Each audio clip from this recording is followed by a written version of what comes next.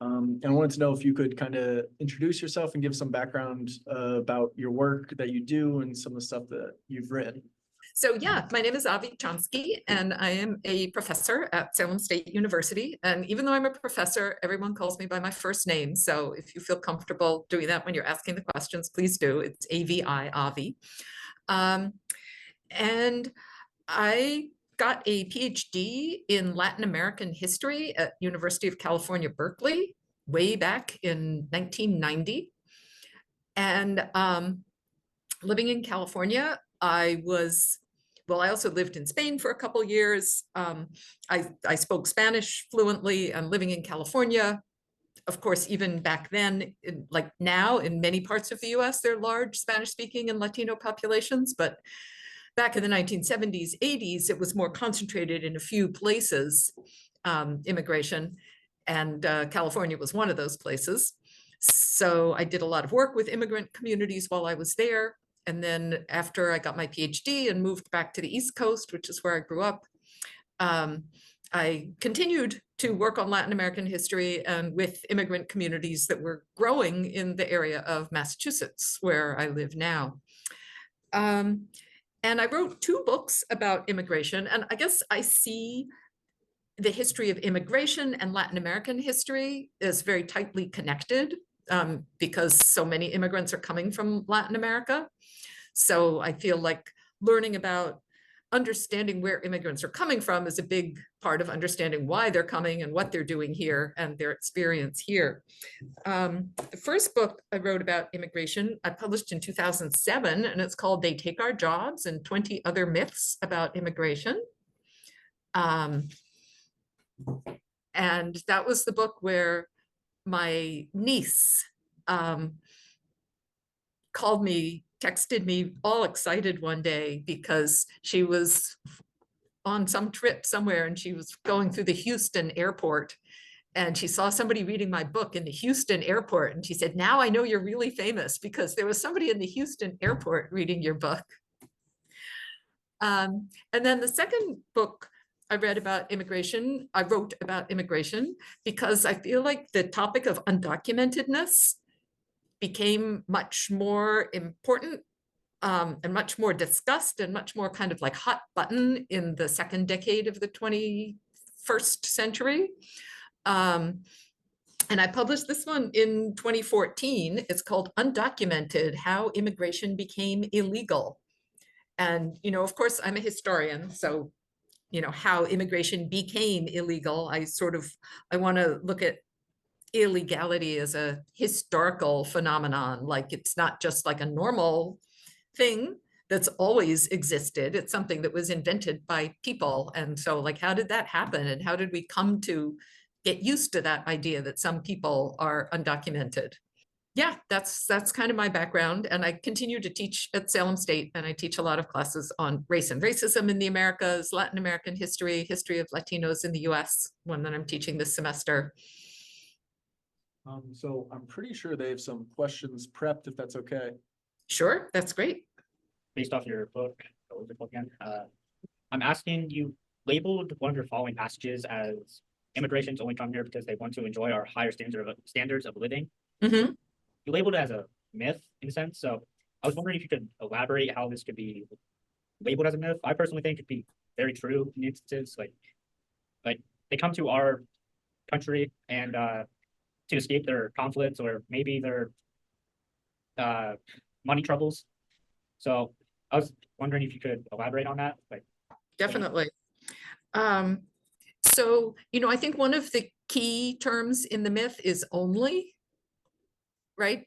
Isn't that how I phrased it? Immigrants only come here because they want to enjoy our higher standard of living. But I think that formulation leaves out some really important pieces of the puzzle. And one of them is, why is there a higher standard of living in the United States than there is in the places that immigrants come from? And what I was saying about my book Undocumented, and I wanted to talk about like, where did this come from, this concept of undocumentedness? You know, I'm a historian, of course, so I always want to know where things came from. So I would say the answer to why is there a higher standard of living in the United States than in, say, Honduras, one of the big sources of immigration to the United States now. Like, it's clear that there is, but why is there? Well, of course, the answer is history, but there's a very particular history that has created the distribution of wealth and poverty in the world. And it's true that migration flows go out of poverty into wealth, right? So poor people from poor countries in Africa, Asia, Latin America are migrating to rich countries like the European countries and the United States.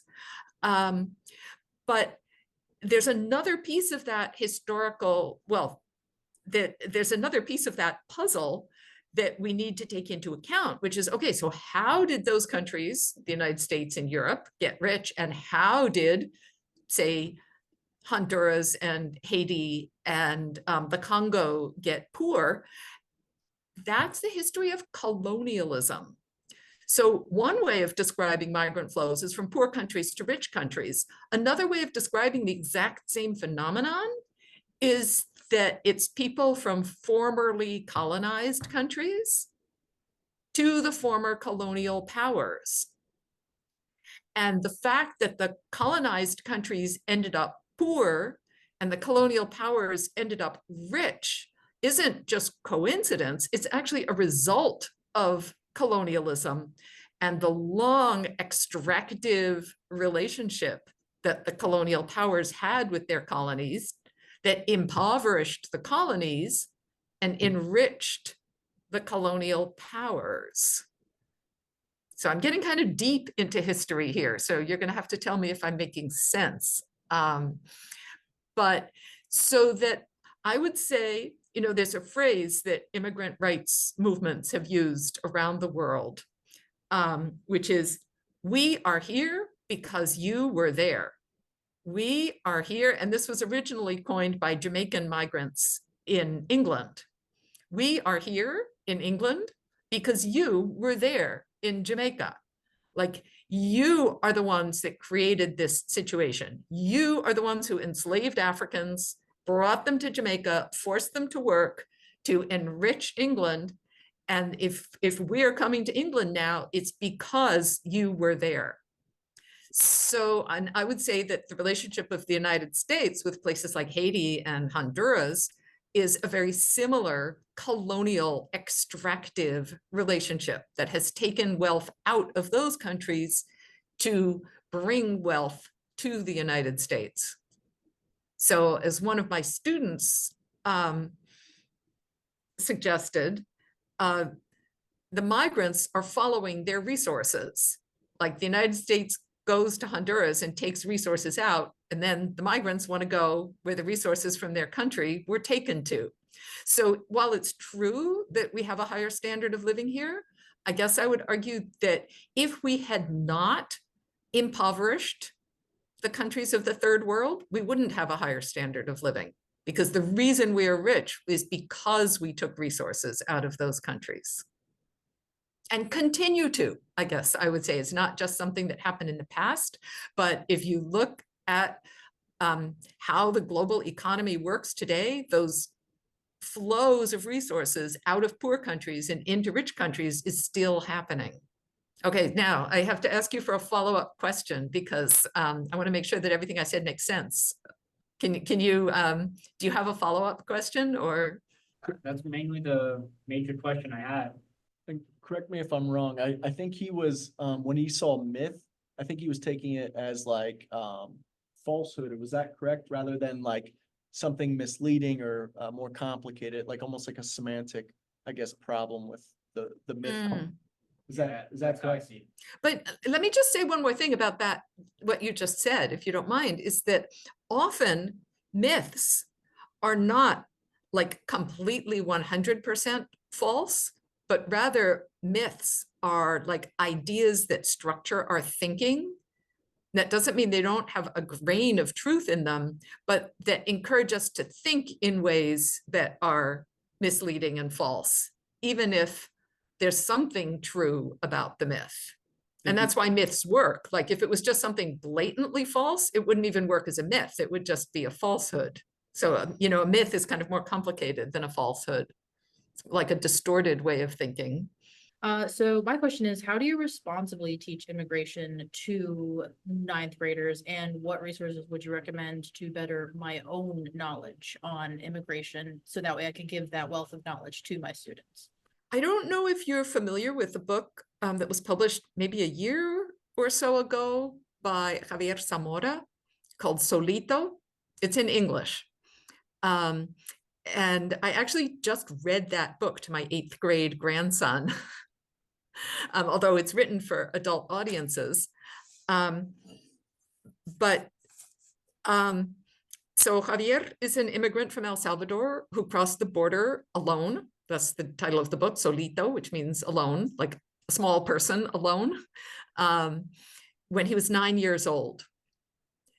And so as an adult, he reconstructs that experience. So it's told from the perspective of a 9-year-old, even though it's written for an adult audience, not a 9-year-old audience. But because he's perceiving it, he's describing what he perceived as a child. I think it's very appropriate for young adult audiences. And, he doesn't understand everything that he experiences. So if you're teaching the book, you would need to fill in some explanations, like obviously because he's a child. But it is just it's a page turner. It's just really gripping. And it offers so much to talk about, like, why do people migrate? I mean, in the case of Javier, and it's not a unique case, both of his parents are already in the United States. So he's being raised by relatives in El Salvador.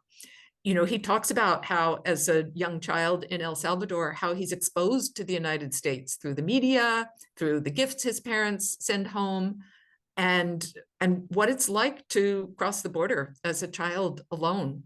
I've read it like 5 times because I read it myself, and then I read it to my grandson, and then I've taught the book, and I would never get tired of the book. I just could keep reading it over and over and over again. So, as a teacher, you would definitely need to help kids process it. And, some terrible things happen in the book. But these are also terrible things that children do experience. So, the idea that we have to protect children, young people, young adults from reading about terrible things kind of denies the fact that a lot of kids live through terrible things. And if we pretend that all children live in suburban houses with white picket fences and pet dogs, then, we're denying the experience of a lot of our students.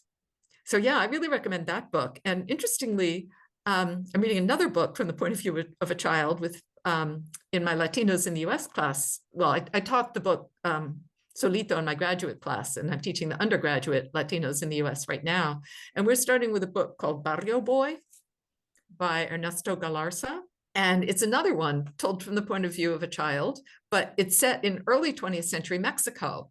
And it describes his experience traveling with his mother, living in a small village in Mexico at the turn of the century, growing up there, and then the different outside factors that come into his village that lead to his family's decision to flee.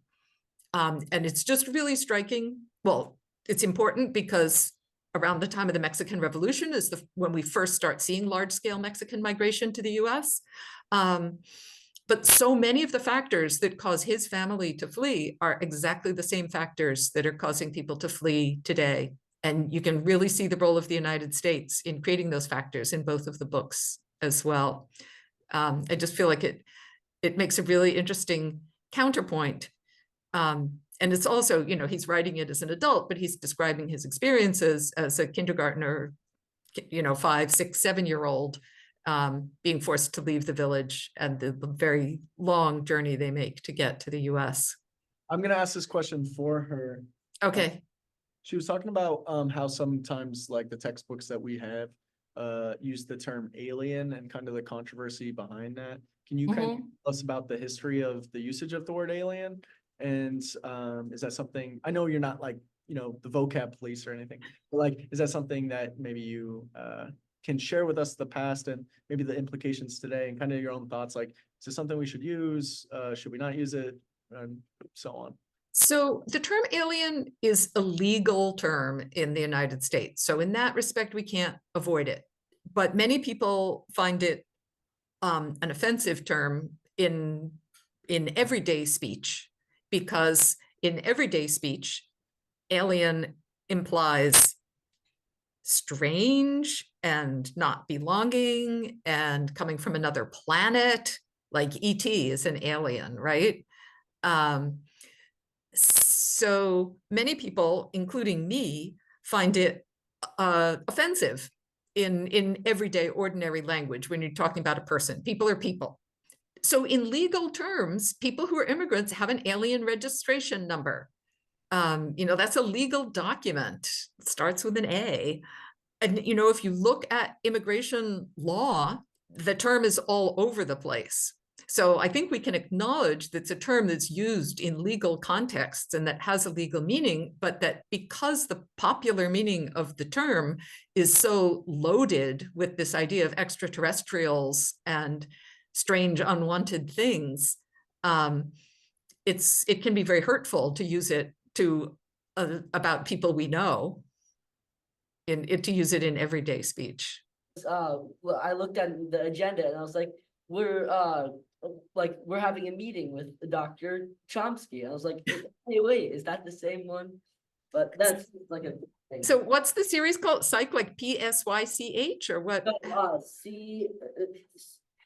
SCYTHE. Yeah, no, I've never heard of it, but I'm going to take a look for it now. Yeah, maybe you're in it. Maybe, or maybe one of my relatives is.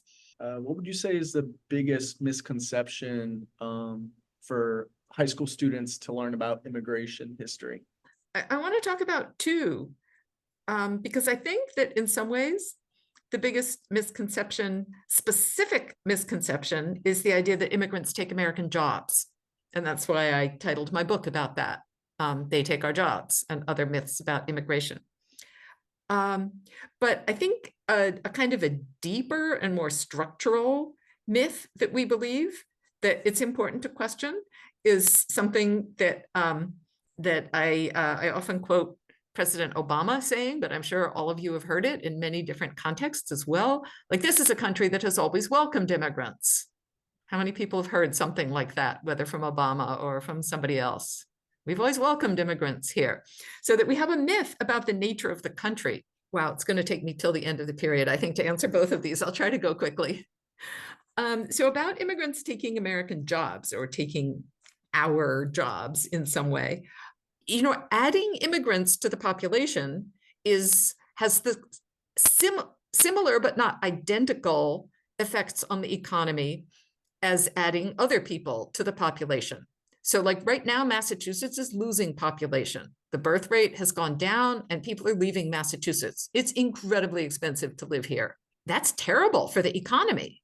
Like when people leave or when the population shrinks, there aren't enough people to work. There aren't enough people to consume. Schools close, businesses close. The economy collapses when the population declines. And when the population grows, there's more needs, there's more demand, there's more people to pay taxes, and there's more jobs are created. Especially in the US right now, the population overall is not shrinking, but the population of old people is growing faster than the population of young people. So all of these people of my generation and above are retiring. Old people create a lot of demand for needs. Like they're not working, but they need healthcare. They still are eating, even though they're not working. They need help doing a lot of things. So there's a lot of demand as a population ages. And if there's not enough young people coming into the economy, then there's nobody to provide the services that old people need. And not just the services, but a lot of old people live on things like pensions and Social Security. And if there's not enough young people working, there's no one to pay into those systems in order for old people to get the income that they need to survive. So to say that immigrants take American jobs is as irrational as saying that nobody should have children because those children are going to take jobs someday. No, we need people to do jobs. And the more people there are, the more need there is for people to do jobs. So it's just a really twisted argument, I think. Are we a country that has always welcomed immigrants? Well, kind of. I think there's one word missing in that we are a country that has always welcomed immigrants, and that is the word white. We are a country that has always welcomed white immigrants. And if you look back over the history of immigration and citizenship law here, that is just so crystal clear and obvious that this was a country created, if you look at its founding documents, the Declaration of Independence, the Constitution, of, by, and for white people. Only white people could be citizens of the United States until after the Civil War. That's close to 100 years, where our citizenship law explicitly restricted citizenship to white people. So yes, we welcomed immigrants during those first 100 years. And we actually brought forcibly many people of color into the country during those first 100 years, right? Africans, but they were not part of the country, just like Native Americans were not part of the country. They were legally excluded from citizenship. So they were welcomed, but not as immigrants. They were welcomed as enslaved workers. But white people were welcomed as immigrants because part of the building of the country was to fill it up with white people so that it could be a white country.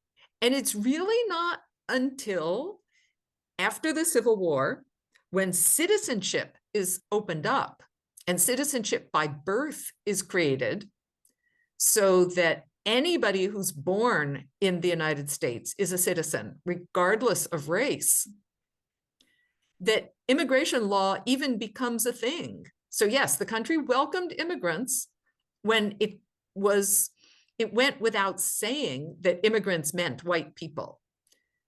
Once non-white people could become citizens, then that's when the United States started worrying about immigration and racially restricting immigration. And that started almost as soon as the 14th Amendment was passed. Racial restrictions on immigration to make sure that the citizenship remained white and that people of color couldn't take advantage of this new citizenship by birth. So the Chinese are excluded. And that's also when we start seeing large-scale deportations of Mexicans. That is, a lot of Mexicans were also crossing the border at the same time in the late, the period after the Civil War. But most of them were young men coming to work and were easy to deport when the harvest season or the railroad job or the mining job or whatever they were doing was done. They would simply be shipped back across the border. So the system that was set up, the immigration system that was set up in the post-World War II period had 3 tracks: open doors for Europeans. And when we talk about welcoming immigrants, we talk about Ellis Island. We talk about European immigrants coming in, because at the very same time, that was one track. The second track was Chinese, completely closed door on the West Coast. There's no Ellis Island on the West Coast. There's Angel Island, and Angel Island was a place where people were processed and deported, not allowed in like Ellis Island. And then on the southern border, this revolving door where US recruiters would go to Mexico, recruit workers to come in for a specific job, and then deport them back to Mexico at the end of the job. And for almost the entire 20th century, that's how the system worked, on 3 tracks: open doors for Europeans, closed doors for Asians, and revolving doors for Mexicans. So when we say that the United States is a country that has always welcomed immigrants, that statement is false unless we add the word white. It's a country that has always welcomed white immigrants. How kind of has white changed throughout time? Because it's my understanding that kind of Irish weren't really a part of that in-group for a time, and then Italians weren't a part of that in-group, and Jews were kind of, can you talk about that for a little bit? Like Yeah. the evolution of whatever white is. So I think that also we have to answer on two tracks. Sorry, my answer is to everything. I have one answer that I give to every single question, which is it's complicated. Yeah. But everything is complicated. History is complicated. So I would say that there are two tracks to what whiteness means. One is the legal track. In the legal track, all Europeans are white.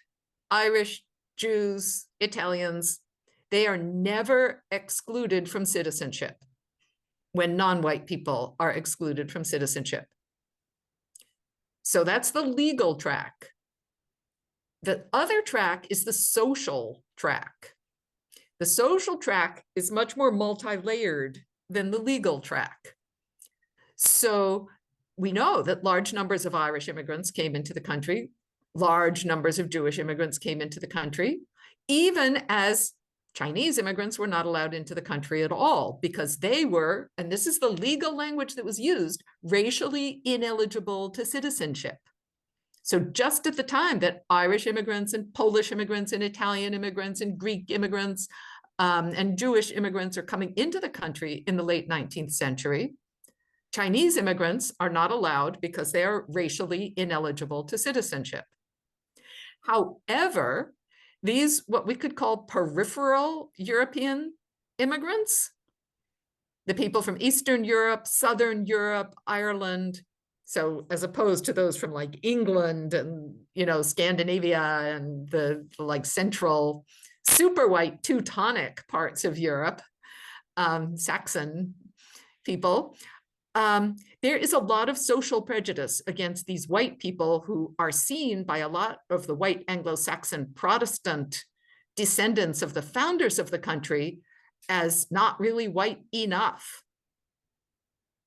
So there is a lot of social exclusion and discrimination that immigrants from the peripheries of Europe experience, and yet they are immigrants, unlike Chinese and Mexicans who are not allowed to be immigrants. So I think we need to think about those two tracks, the legal track and the social track. They're not identical. They're related, but people who are legally allowed to immigrate because they're white can still be socially discriminated against because they're not super white. What advice can you give history students? And I've asked you this before, maybe your answer will change, maybe it won't, but this will be the first time for most of them hearing from you. So I've just been reading a draft of a thesis that one of my students here at Salem State, who's a senior, is writing for their senior thesis. So they're a history major, so they've been through 4 years of college history. And the advice that I was giving this student this morning, I think, is really the same critical advice that I would give all students of history, that history is not just the events that happened in the past, but it's how we understand, analyze, and interpret those events. And I feel like at all levels, and this goes from high school students to college students to graduate students to, my own writing, there's this temptation to just try to get all the facts straight. But where the real excitement of writing history comes in is where we try to draw meaning from those facts and analyze and interpret them. And that's also a lot of the time where we do our original work. Like, how do we understand these things that have happened in the past? How do we turn them into, how do we use our analysis to say something original about them? So that's like the most exciting part of writing history to me. Writing history or learning history or reading history. I mean, like when you read a book, like, oh, okay, so here's just one example. The Louisiana Purchase. Have you guys all learned about the Louisiana Purchase? So what you probably learned is that the United States bought all this land from France. Is that what you learned? Yeah? Yep. That's what all my students learned. But who lived on that land? Like, in what respect did that land belong to France? Who actually lived there? The indigenous people lived on the land, and we basically kicked them out in the process of doing our idea of Protestants and manifest destiny. So I couldn't hear everything that you said, but I think I caught enough of it to know the direction you were going in. Yes, indigenous people lived on that land, not French people. The indigenous people who lived there didn't know that that all of that land belonged to France. In what respect did it belong to France? That France had the right to sell it to somebody and then it belonged to the United States. So the Louisiana Purchase is followed by many decades of warfare for the United States to actually remove the population from that territory and establish its rule there. So, you know, it's true that the United States bought that land from France, but it's also meaningless. So like that's what I mean by, to me, what's interesting and important is how we interpret and make meaning out of events of the past, rather than just memorizing, yes, in 1803, the United States bought the Louisiana Purchase from France. That doesn't mean anything. I want to say thanks again for meeting with some students, and I appreciate your time. It's really a pleasure. Great to talk to you all.